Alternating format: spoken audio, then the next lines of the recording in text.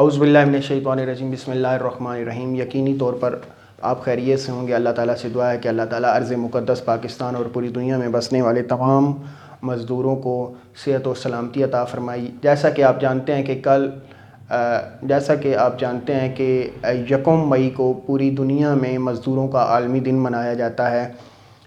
یہ یاد یکم مئی 1886 کو امریکی ریاست شکاگو میں جو مزدور احتجاج کر رہے تھے ان مزدوروں کی یاد میں منایا جاتا ہے۔ کافی زیادہ مزدور اس میں اپنے مشن کے لیے، اپنے حق کے لیے اپنی جان سے ہاتھ دھو بیٹھے تھے، تو ان کی یاد کے لیے یہ دن منایا جاتا ہے۔ اس دن کا مقصد یہی تھا کہ ان کے مطالبات یہ تھے کہ 8 گھنٹے کام ہونا چاہیے، 8 گھنٹے اس میں ریسٹ ہونا چاہیے، مثلاً آرام ہونا چاہیے۔ لیکن بدقسمتی سے ان معاملات پر ابھی عمل درآمد نہیں ہو رہا، اور پاکستان میں بھی مزدور کے جو تلخ اوقات ہیں اس حوالے سے بہت سی باتیں ہیں، وہ میں سارا آج آپ کو اس ویڈیو کے اندر بتاؤں گا کہ ہمارے ہاں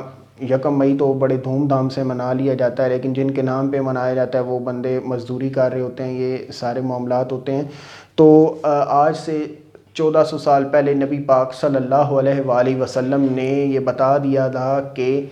مزدور کی مزدوری پسینہ خشک ہونے سے پہلے ادا کر دینی چاہیے۔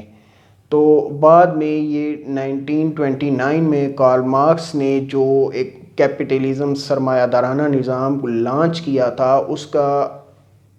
جب ڈیپلی مطالعہ کیا جائے تو انہوں نے بھی نبی پاک صلی اللہ علیہ وآلہ وسلم کی وہ حدیث پاک پڑھ کر اس بات پر عمل کیا اور اس کو ایک تھیوری پیش کی کہ جی یہ کیپٹلزم کے اندر جو ہے وہ مزدوروں کو ان کے حقوق ملنے چاہیے، یہ ہے وہ ہے، یہ ساری جو ہیں وہ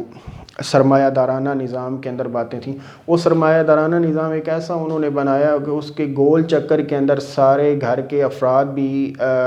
انوالو ہو گئے ہیں، لیکن وہ جو ایک معاشرتی، مذہبی، سماجی رواداری، وہ ساری چیزیں آہستہ آہستہ ختم ہو گئیں، کیونکہ مزدور کو انہوں نے ایک ایسے معاشی چکر میں لگا دیا کہ وہ اب شب و روز جو ہے وہ اپنی محنت مزدوری کر رہا ہے، نہ اس کے لیے اپنے بچوں کے ساتھ بیٹھنے کا وقت ہے، نہ بیوی بچوں کے لیے، اور وہ بس اسے پیسہ کمانے کی لگن اور دھن ہے، جس کی وجہ سے یہ سارے مسائل پیدا ہو رہے ہیں۔ اور اس دن کا مقصد یہ تھا کہ مزدوروں کو ان کا حق دیا جائے، اور مزدور کی اجرت کا پسینہ خشک ہونے سے پہلے ادا کرنے کا حکم اسلام کا ترہ امتیاز تھا۔ اب بدقسمتی سے پاکستان کے اندر بھی بعض ایسے نام نہاد ملز، فیکٹریز اور پرائیویٹ جگہ ہیں جہاں پر مزدور کا استحصال کیا جا رہا ہے، 16 20 گھنٹے بیچارے مزدوری کر رہے ہیں، اور پھر ان کو جو اجرت دی جا رہی ہے، اب حکومت پاکستان کی جانب سے یومیہ اجرت 13,000 یا غالباً 16,000 ہو چکی ہے، تو لیکن پھر بھی بدقسمتی سے 6,000 8,000 روپے پہ اجرت دی جا رہی ہے۔ یہ مارکیٹوں میں ابھی جتنے بھی مارکیٹیں ہیں اتنی اجرت دی جا رہی ہے، اس پہ کوئی لیبر انسپیکٹر یا کوئی جو ادارے ہوتے ہیں وہ اتنا مزدور کے لیے کام نہیں کر رہے۔ لیبر کورٹ بنائی ہوئی ہے، وہاں پر مزدوروں کے مسائل حل کیے جاتے ہیں، لیکن جو بڑا تاجر ہے، استحصال کرتا ہے شروع سے ہی، تو مزدور کی مزدوری پوری نہیں دی جاتی۔ اور ایک اور خطرناک پہلو یہاں پر جو ہے وہ انسانی جو المیہ ہے، یہاں پر بدقسمتی سے پاکستان کے اندر چائلڈ لیبر کے حوالے سے بھی بہت زیادہ ورکنگ ہو رہی ہے۔ چھوٹے چھوٹے بچے ورکشاپوں، ہوٹلوں اور دیگر جگہوں پر کام کر رہے ہیں۔ 1 کروڑ سے زائد جو میں نے اعداد و شمار پڑھے ہیں اس کے مطابق 1 کروڑ سے زائد بچہ جو ہے وہ چائلڈ لیبر کا شکار ہے۔ چونکہ میرا تعلیم سے تعلق ہے، علم و ادب سے تعلق ہے، پڑھنے پڑھانے کے سلسلے سے تعلق ہے، تو میں ایک دن اپنی کلاس میں موجود تھا، وہاں پر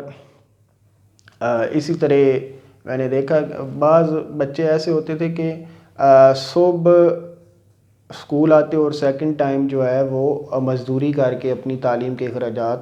برداشت کرتے۔ Learning with earning is very difficult process in Pakistan. یہ ساری چیزیں تھیں کہ پاکستان کے اندر اس طرح کے بہت زیادہ آپ کو کیسز دیکھنے کو ملیں گے، لیکن ایسے بھی ہیں کہ انہوں نے تندوروں میں روٹیاں لگائی ہیں اور بورڈ میں پہلی پوزیشن حاصل کر لی ہے۔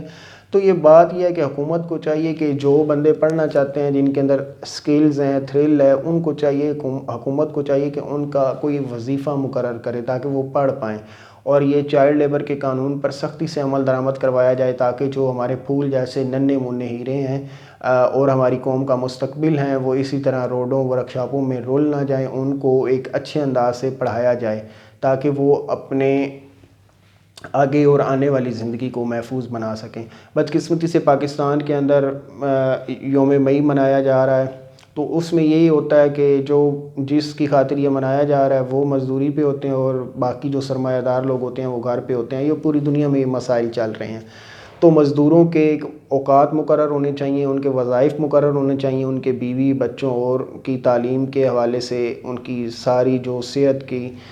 الغرض دیگر جتنی بھی سہولیات ہوتی ہیں انسانی زندگی کی، انہیں مہیا کی جائیں تاکہ وہ بہتر سے بہتر کام کر پائیں۔ مزدور جو ہے وہ زمین کا سینہ چیر کر ہمیں جو ہے وہ گندم پہنچا رہے ہیں، اسی گندم سے آٹا بنتا ہے، اور پھر وہ دیگر زرعی اجناس ہیں۔ اگر یہ خدا نخواستہ مزدور نہ ہوتا تو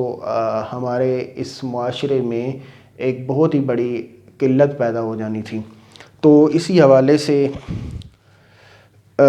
نبی پاک صلی اللہ علیہ وآلہ وسلم کی ایک حدیث جو ہے وہ میں آپ کو بتا دوں کہ ایک صحابی نے آپ صلی اللہ علیہ وآلہ وسلم سے پوچھا کہ کون سی کمائی سب سے زیادہ پاکیزہ ہے؟ آپ صلی اللہ علیہ وآلہ وسلم نے فرمایا اپنی محنت کی کمائی۔ تو علامہ اقبال نے بھی سرمایہ دارانہ نظام کے خلاف بہت زیادہ